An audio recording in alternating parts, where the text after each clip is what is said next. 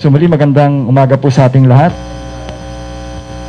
Po sa ating press conference for Tropical Cyclone Surigay ngayon pong ika-14 ng Abril 2021.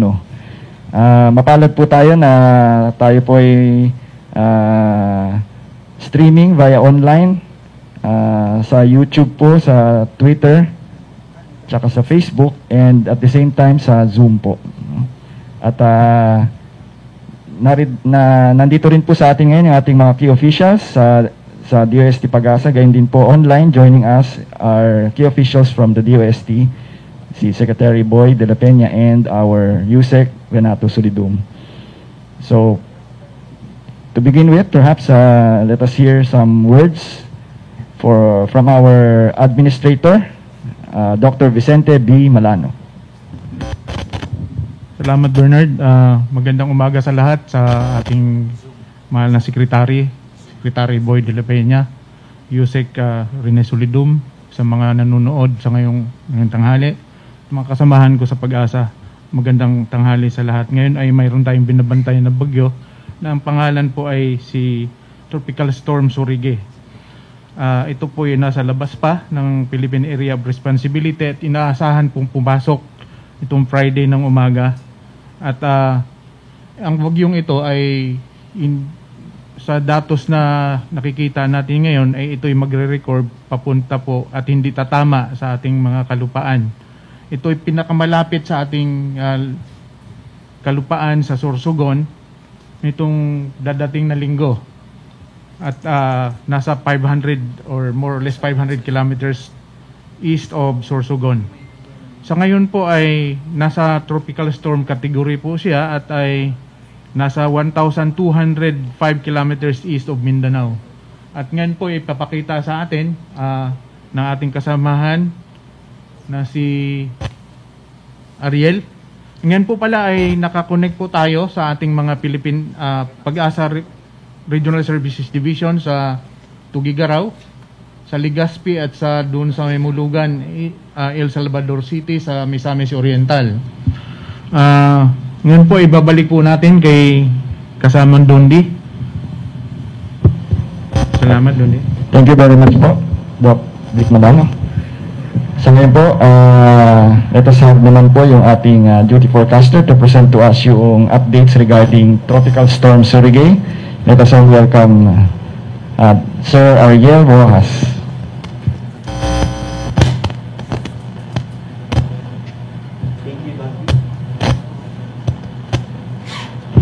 Thank you, Dondi. At narito po ang update sa ating minomonitor na si Tropical Storm Surigay.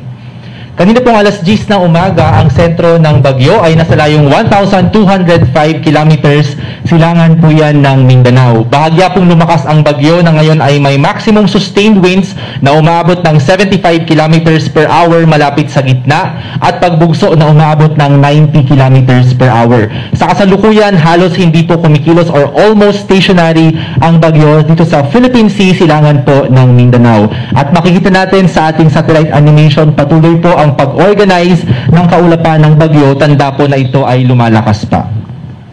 Tingnan natin ang magiging pagkilos ng bagyo sa mga susunod na araw. In the next 24 hours ay patuloy pong mabagal ang pagkilos ng bagyo dito sa gitna ng karagatan. At in the next 24 hours as well ay posible nang lumakas bilang isang severe tropical storm ang bagyo.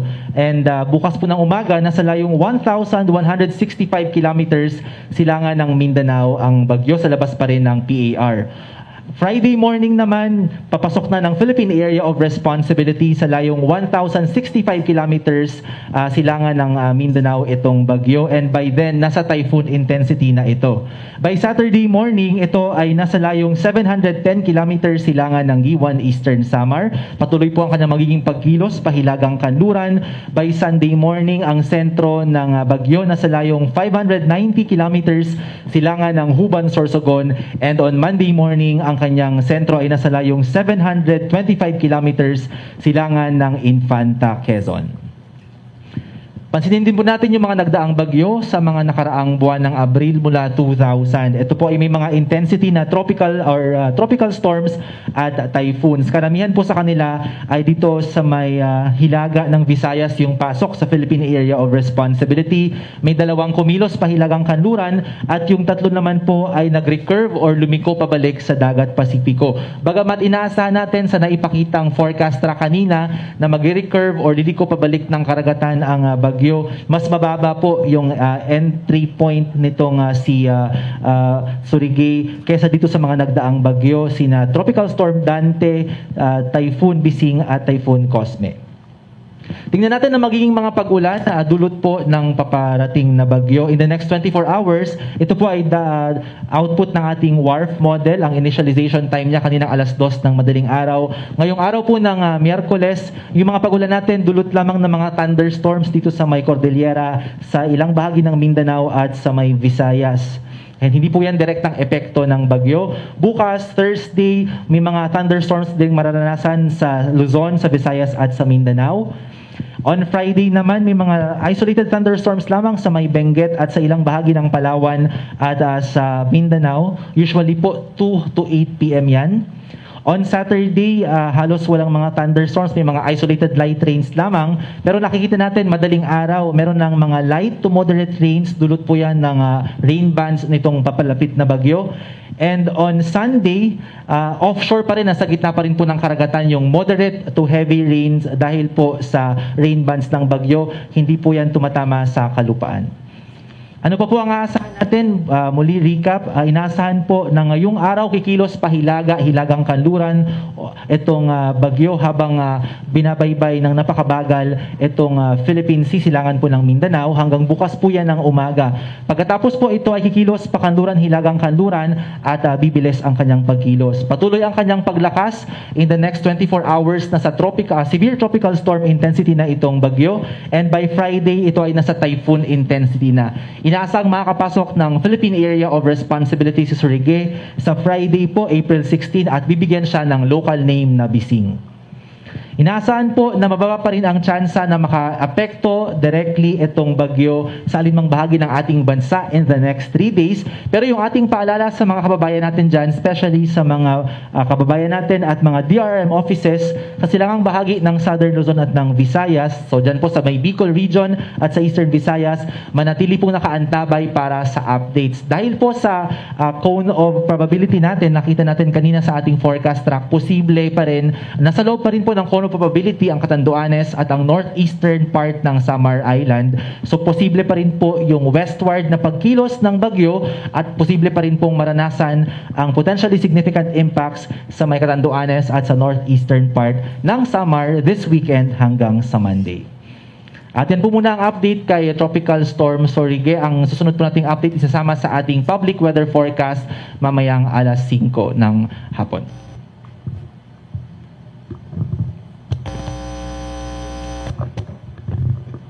Thank you very much, Sir Ariel Rojas, our duty forecaster. And next in line, present naman po yung ating dam updates. Let us hear our duty hydrologist, Ma'am Sheila Schneider. Thank you. Thank you, Bernard.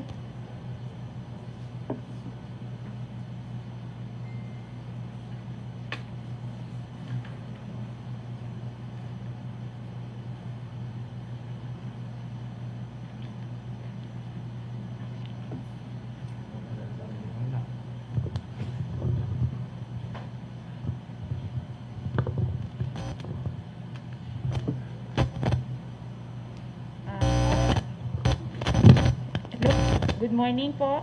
Para po naman sa ating mga dam update dito sa mga minomonitor nating dam update within the major river basins. Ito pong sa western side of the Philippines, nandito po yung Ambuklaw, Binga at San Roque Dam within Agno River Basin. At ito naman pong Angat Dam, Ipo Dam at Lamesa Dam dito po sa Pampanga River Basin, at ang Pantabangan Dam as well, at ang Magat Dam dito sa Cagayan River Basin, at ang Kaliraya Dam dito po sa Laguna. Sa ang Dam po ay nasa 203.39 meters. Bumaba po ang kanyang elevation ng 0.19 meters sa elevation niya kahapon. At ang Ipo Dam naman po ay nasa 98.69.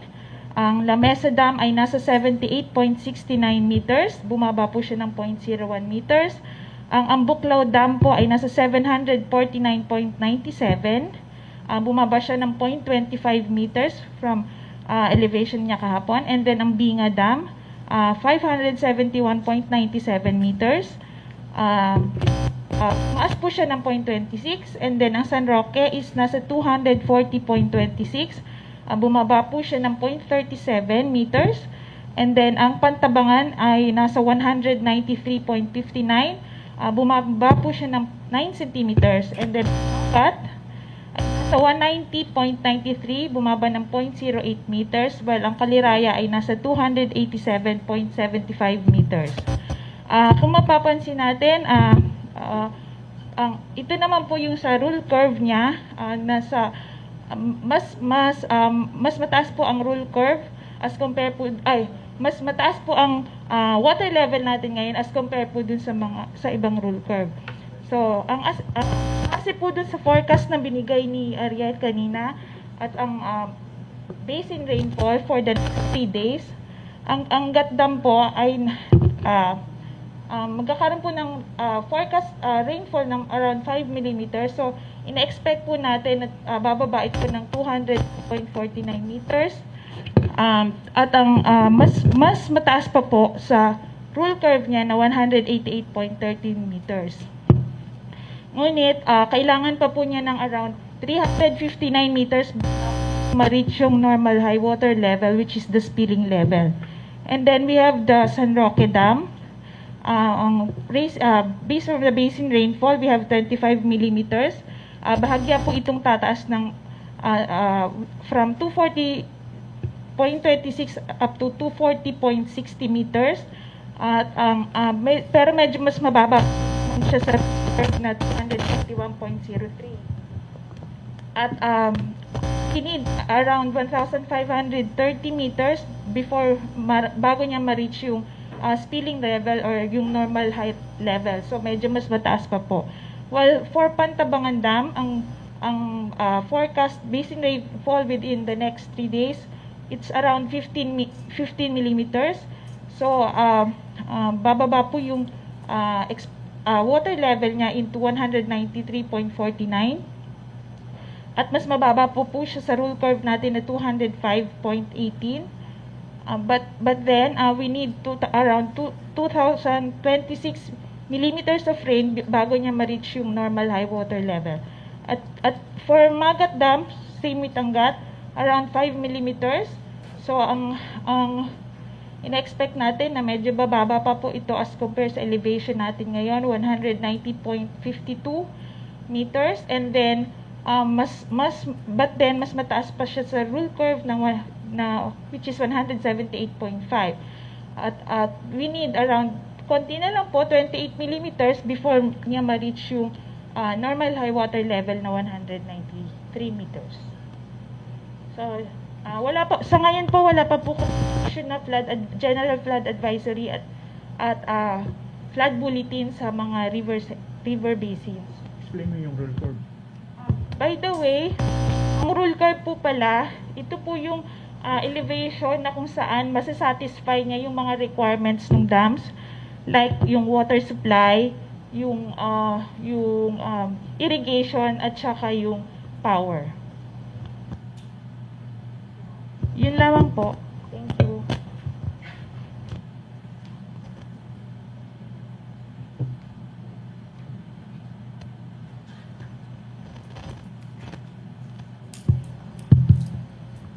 Ayan, maraming salamat po, Ma'am Sheila Schneider, for the dam updates.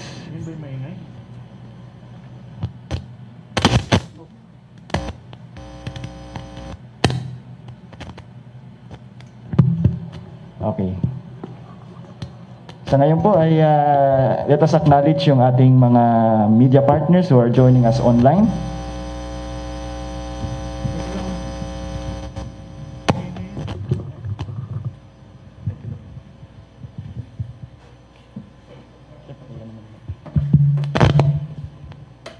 Our media partners who are joining us online are the following: Mr. Alan Gatos of GMA Super Radio DCWB, Shasti Villanueva of CNN Philippines, Colin Diasis of Kalinangan TV, Dale Francis of Plan PH, Dexter Ganibe, Jesset Enamo of the Philippine Daily Inquirer, Mr. Nathaniel Cruz of GMA7 Weather, Mark Aaron Fragiliana of TET Events Tribune. Also joining us is Ms. Pia Garcia of CNN Philippines, Ms. Acor Arceo of Rappler, Bea Bernardo of PTV, Elalyn De Vera Ruiz of Manila Bulletin, Ms. Megs Lun of Aklan Press Club, Horizon Chaser from DWBL. Joining us also is Mr. Benji Durango of PCOO and Lyndon Plantilla of Philippine Information Agency Region 4B or Mimaropa. So yon, marami pa po tayong ibang kasama online, no? Siguro we will mention them later. Ngayon po dadako tayo sa ating question and answer portion. Pag may mga katanungan po kayo regarding the presentations earlier, doon po sa ating updates ng Tropical Storm Surigay, tsaka po doon sa ating dam updates, at anything about the weather po siguro for the next few days. Yan. Of course, we will also wish to acknowledge yung ating key officials from the DOST, headed by our Secretary Fortunato de la Peña. Of course, joining us also is our Undersecretary Dr. Renato Solidum Jr. and our key officials from Pag-asa. Of course, yung ating mga field offices from Legazpi, El Salvador in Cagayan de Oro City, sa Mactan, Cebu, El Salvador from El Salvador City from Misamis po. Yun po. Mactan sa Cebu and then sa Tugigaraw po sa Cagayan. Ayun po. So siguro po dako na tayo dun sa ating Q&A. Baka may mga katanungan po sila. You can message them sa ating chat box dito sa ating Zoom account. By the way, magantabay po tayo sa mga darating na updates, ano? Regarding dito sa ating tropical storm na binabantayan. Regularly nag-update po ang Pag-asa.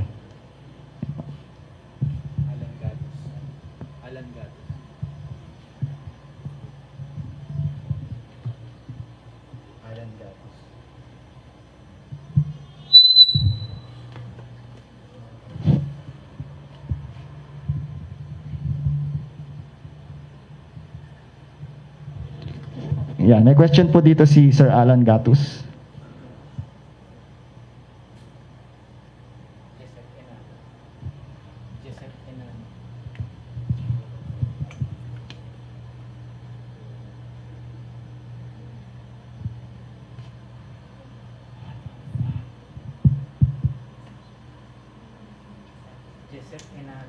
Philippine Daily Inquirer. Ayan, from Philippine Daily Inquirer, no? Si Ma'am Jesset. Good day po. Just to clarify, potentially papasok po ba ang bagyo sa PAR as typhoon category? So salamat po. Maybe Sir Ariel can assist us in addressing the query. Thank you. Yes po, papasok po ang bagyo sa typhoon intensity sa Philippine Area of Responsibility on Friday. Ayun, thank you po. So baka may mga katanungan pa po sila.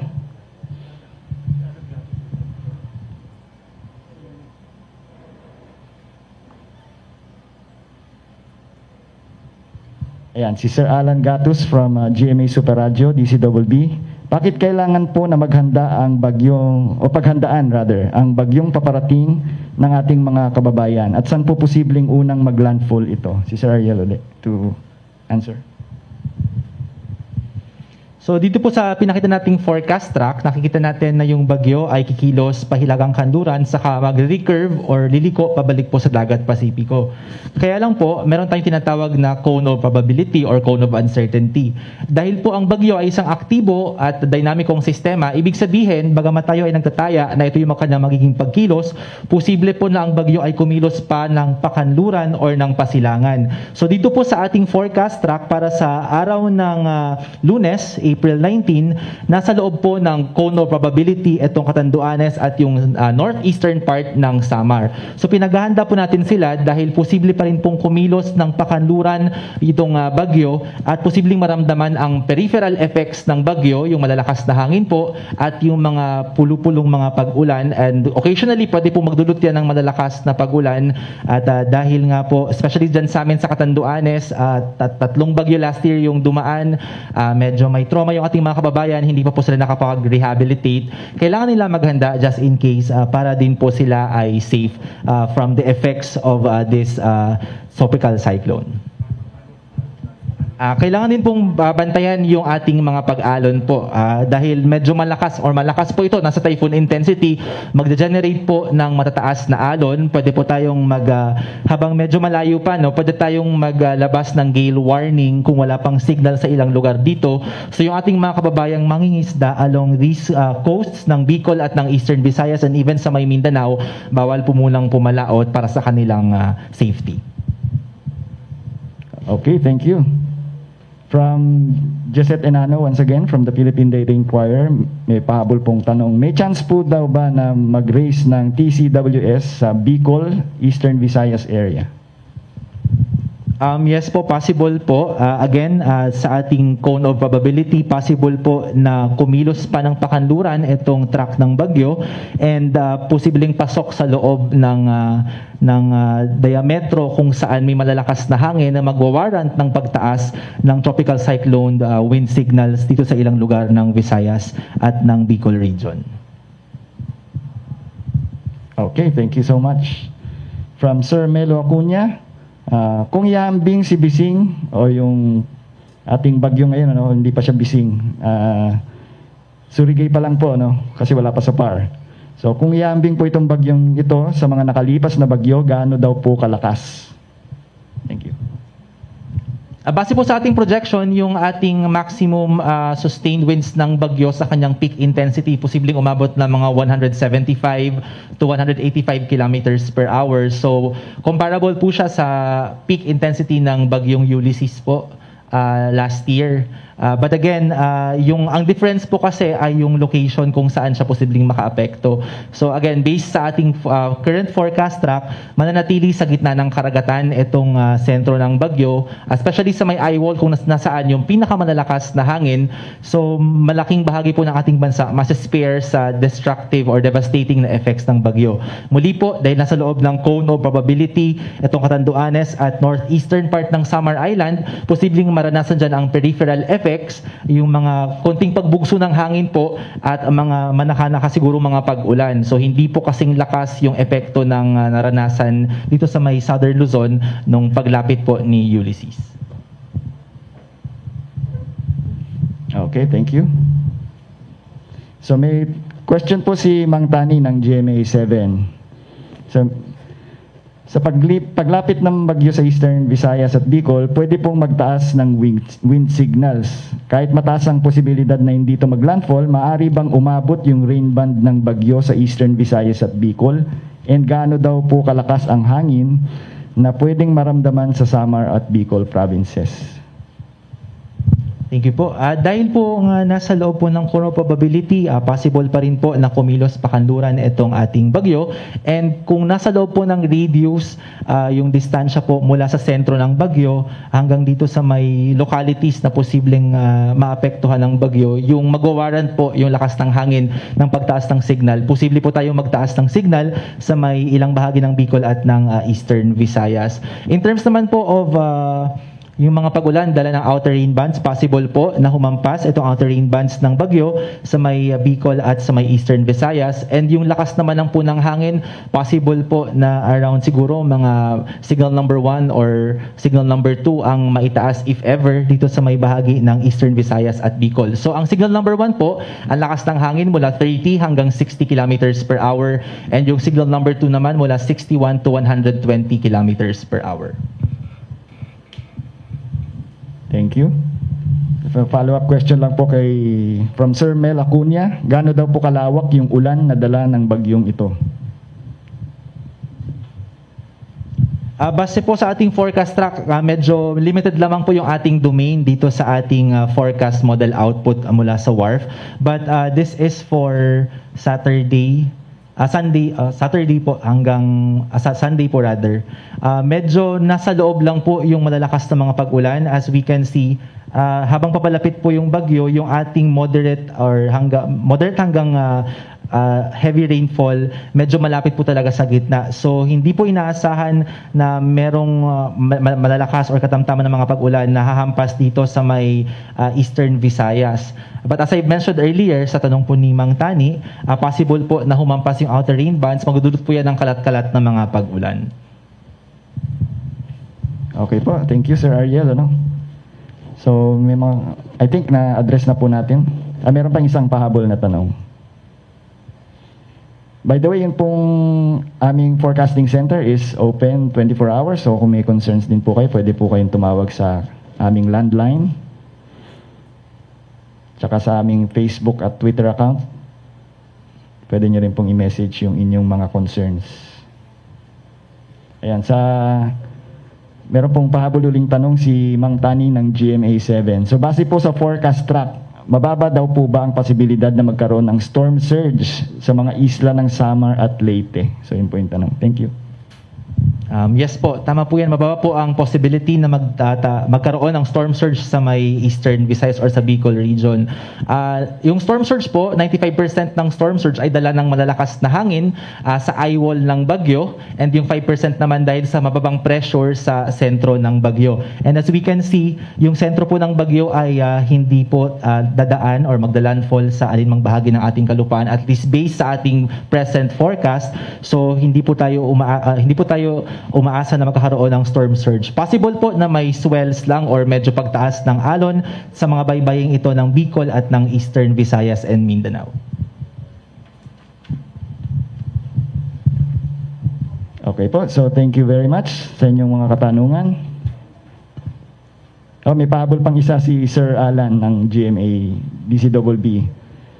So, kailan daw po ba mababakunahan ng ating mga empleyado sa Pag-asa, lalo na ang ating mga forecasters?